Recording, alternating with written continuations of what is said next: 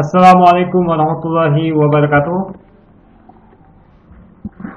Kita berjumpa pada pertemuan kali ini dalam pembelajaran daring mata kuliah media pendidikan matematika. Jadi sebelum kita memulai pembelajaran ini, saya juga menghimbau selaku dosen pengampu mata kuliah media pada mahasiswa-mahasiswi yang memprogramkan mata kuliah ini agar jaga kesehatan, stay at home, dan selalu jaga jarak dan menggunakan masker jika berpergian. Oke, kita masuk ke materi media pendidikan matematika. Kita akan mempelajari berkaitan dengan tinjauan sudut pandang media proses belajar mengajar dari komunikasi. Ya. Media dan proses belajar mengajar. Tentunya dalam proses belajar mengajar kan adalah kegiatan interaksi antara guru dan siswa. Nah, interaksi yang di sini maksudnya adalah komunikasi. Nah, sehingga kita akan membahas beberapa jenis komunikasi yang terjadi pada saat proses belajar mengajar. Oke.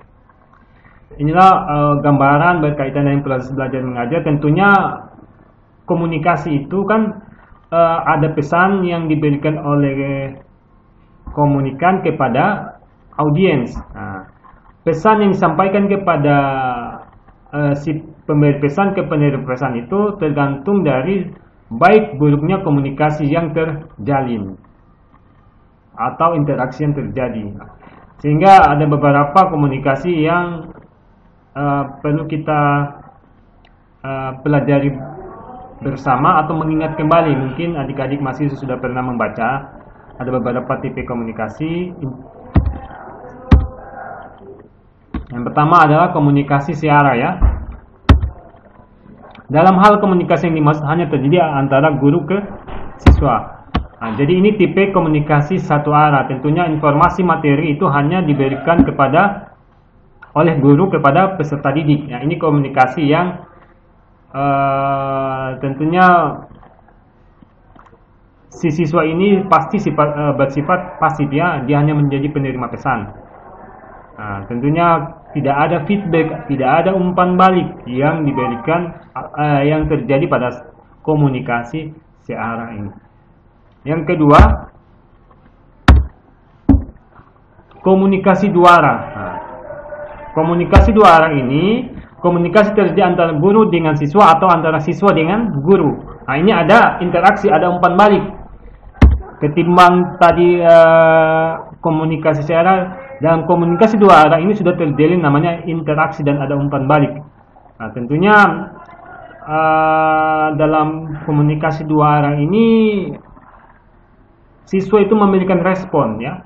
Siswa itu memberikan respon seberapa paham ketika dia menerima pesan yang diberikan oleh guru. Nah, tentunya ini lebih daripada komunikasi searah ini tentunya lebih punya keunggulannya. Sejauh mana kita mendeteksi apakah siswa ini paham atau tidak. Nah, kemudian komunikasi banyak arah atau multi arah. Nah, komunikasi terjadi antara guru dengan siswa atau antara siswa dengan siswa. Nah, sehingga di sini informasi atau materi pembelajaran itu tidak hanya terjadi antara guru dengan siswa. Jadi bisa saja antara siswa dengan siswa, sehingga itu dalam pembelajaran kurikulum 2013 pembelajaran model pembelajaran kooperatif itu lebih digunakan, sehingga mereka sisa mahasiswa ini tentunya lebih terbangun sosial jaringannya, terbangun networknya, bagaimana siswa satu berkomunikasi dengan siswa yang lainnya. Tentunya komunikasi multi arah ini yang lebih efektif kita gunakan dalam proses belajar mengajar. Nah, bisa saja ada siswa yang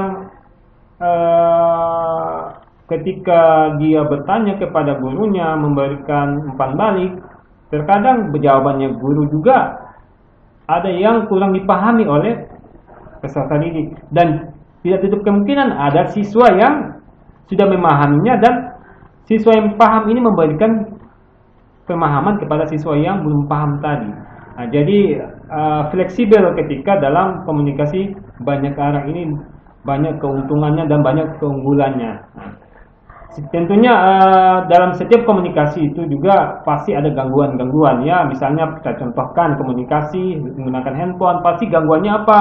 Biasanya jaringan atau berisik ketika kita melakukan komunikasi di lingkungan yang tidak kondusif. Dan itu kan merupakan gangguan-gangguan atau noise. Nah, itu pun juga terjadi pada proses belajar mengajar. Tentunya komunikasi ini pesan yang kemudian disampaikan oleh guru bisa diterima kepada bukan cuma sekedar diterima tapi dipahami. Nah, bukan cuma sekedar ingatnya, bukan cuma sekedar diterima tapi dipahami. Nah, bagaimana ketika pesan itu belum tersampaikan, belum terima, bagaimana dia memahami? Itu pun ketika pesan sudah tersampaikan, bagaimana dia mencerna pesan tersebut? Nah, tentunya dalam komunikasi ini juga ada beberapa dalam proses belajar mengajar ada beberapa hal yang perlu kita perhatikan sehingga komunikasi itu berjalan dengan baik, efektif dan efisien. Seorang guru perlu menyadari bahwa proses komunikasi tidak selalu dapat berjalan dengan lancar. Bahkan proses komunikasi dapat menimbulkan kebingungan, salah pengertian, bahkan mungkin dapat menimbulkan salah konsep. Nah, kesalahan komunikasi dalam proses belajar mengajar dapat terjadi karena beberapa sebab. Di antaranya, yang pertama, guru sebagai komunikator kurang mampu dalam cara menyampaikan pesan. Nah, ini juga tantangan Anda di calon guru. Ketika Anda mengajar nanti, Anda mungkin bisa saja materi yang Anda pelajari itu Anda paham. Tapi ketika Anda memahamkan orang, tentunya menggunakan komunikasi. Bahasa-bahasa yang Anda gunakan, pemilihan-pemilihan kata yang Anda gunakan, pemilihan-pemilihan cara penyampaian, ketampilan dasar mengajar Anda gunakan, kemudian itu tidak mampu memberikan dampak sehingga peserta didik itu mampu mencerna pesan yang disampaikan oleh guru. Jadi guru sebagai komunikator mampu dalam cara penyampaian pesan ini banyak apa? Bisa saja mungkin gurunya paham materinya tapi kesulitan menyampaikan, atau kadang-kala juga gurunya itu tidak memahami karena bisa saja ada guru yang keliru dalam menyampaikan pesan, bisa juga terjadi. Nah, jadi faktor kesalahan yang pertama itu guru sebagai komunikator kurang mampu dalam cara menyampaikan pesan. Kemudian kedua, adanya perbedaan daya tangkap para siswa sebagai komunikan. Nah, ini jelas sekali kan siswa-siswa itu kan ada kalanya ketika kita menjelaskan secara audio saja narasi, siswanya sudah memahami. Tapi ada siswa yang tidak cukup kita memberikan narasi, dia harus paham ketika ada yang guru tersebut mulai menuliskan di papan tulis. Dia butuh visual, dia butuh visualisasi dari materi tersebut, kemudian dia memahami. Ada kalanya setelah diberikan narasi audionya dan visual juga, siswa tersebut belum memahami. Kadangkala nanti berbagai macam latihan, kemudian siswa tersebut bisa memahami. Atau juga perbedaan daya tangkap karena faktor kondisi apa? Kondisi fisik daripada siswa. Ya, kadangkala misalnya ada siswa yang mungkin matanya rabun, pendengarannya kurang, maka hal-hal demikian juga sebelum proses belajar mengajar, guru sudah tahu siapa-siapa siswa yang memiliki keterbelakangan fisik atau memiliki kekurangan lah. Sehingga ketika dia mulai mengajar, yang siswanya rabun tidak boleh di depan, tapi harus di depan.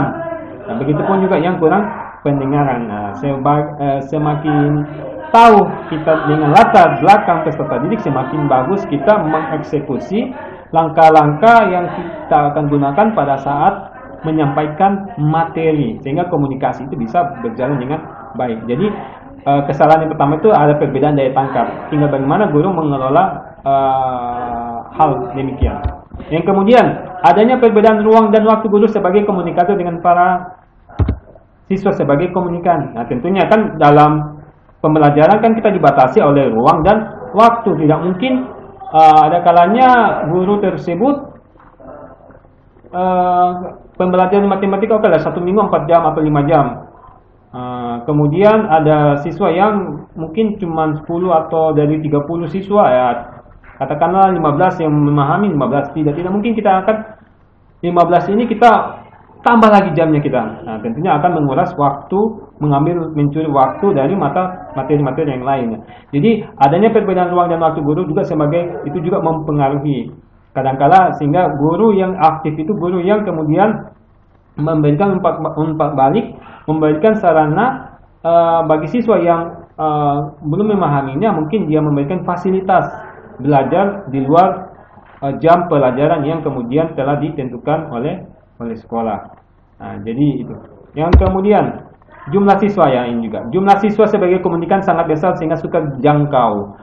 Tentunya pasti beda ketika kita Anda nantinya mengajar di sekolah yang kelasnya itu penuh, bahkan satu kelas itu katakanlah 40 sampai 50. Tentunya agak-agak kesulitan kita ketika kita akan menyampaikan komunikasi. Pasti faktor-faktornya banyak. Ya mungkin faktor dari apa? Mungkin dari suaranya guru itu harus lebih dikeraskan lagi. Atau ketika kita mengendalikan siswa dari 40 katakanlah 40 sampai 50 lah. 10 siswa yang ribut otomatis berpotensi mengganggu yang lainnya.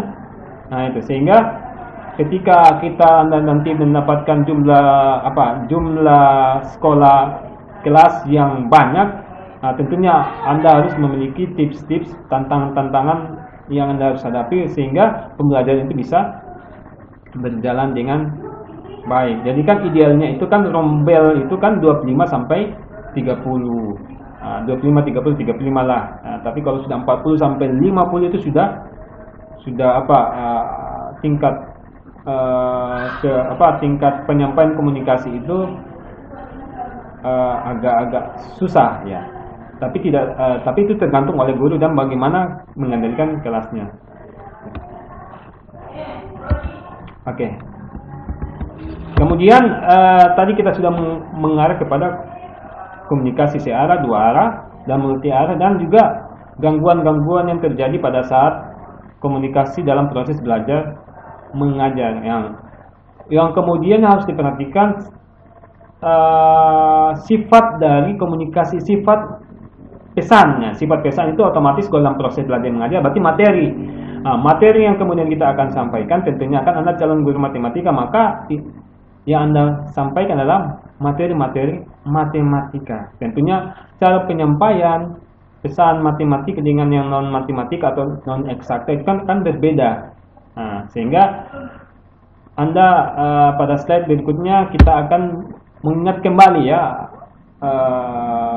apa itu matematika. Karena matematika ini kemudian kita akan Anda akan mengajarnya dan Anda memberikan pesan dengan kriteria-kriteria yang disyaratkan dalam matematika. Jadi matematika berasal dari bahasa Yunani, yang masih mempelajari matematika pengetahuan, matematika yang belajar atau berpikir. Matematika merupakan ilmu pengetahuan yang didapat dengan berpikir atau bernalar ya. Jadi sesuatu ilmu pengetahuan bisa istilah welcome ke matematika itu ketika bisa dibuktikan dengan pembuktian deduktif. Jadi ini tugas bagi Anda, coba cari pembuktian secara deduktif dan induktif. Saya sudah share di tugas kuliah online, Anda kerjakan, waktunya kurang lebih 2 minggu. Kemudian struktur matematika, ini juga dari struktur matematika. Jadi mungkin Anda sudah mempelajarinya juga, cuma saya sekedar mengingatkan kembali unsur-unsur yang struktur matematika itu terdiri dari unsur-unsur yang tidak didefinisikan, misalnya titik, garis, bidang, bilangan, kemudian unsur-unsur yang didefinisikan, yaitu sudut, persegi, panjang, dan lain sebagainya, kemudian aksioma atau asumsi-asumsi, misalnya melalui dua titik sembarang dapat dibuat sebuah garis lurus. Semua sudut yang tegak lurus atau dengan lainnya sama besar. Kemudian menjadi sebuah dalil atau teorema. Jumlah dua bilangan ganjil adalah genap. Jumlah ketiga sudut pada sebuah segitiga adalah 180 derajat. Jadi dalil atau teorema ini bisa diterima tentunya ketika melewati namanya pembuktian deduktif. Jadi setelah kita telah mempelajari masalah komunikasi, gangguan-gangguan kepada komunikasi, kemudian pesan yang kemudian kita akan bawa kepada peserta didik kan pesan-pesan yang sifatnya itu matematis, karena kan Anda calon guru matematik, sehingga Anda harus mengetahui dulu apa itu matematika atau hakikat matematika itu apa, sehingga ketika Anda sudah mengenalnya pasti perlakuan Anda kepada matematika itu Anda perlakukan sesuai dengan syarat-syarat yang harus dipenuhi oleh guru, sehingga materi yang Anda sampaikan itu bisa berjalan dengan baik. Kemudian selanjutnya tahap berpikir Effendi ya, oke. Jadi disinilah kemudian ada sinkron terkait dengan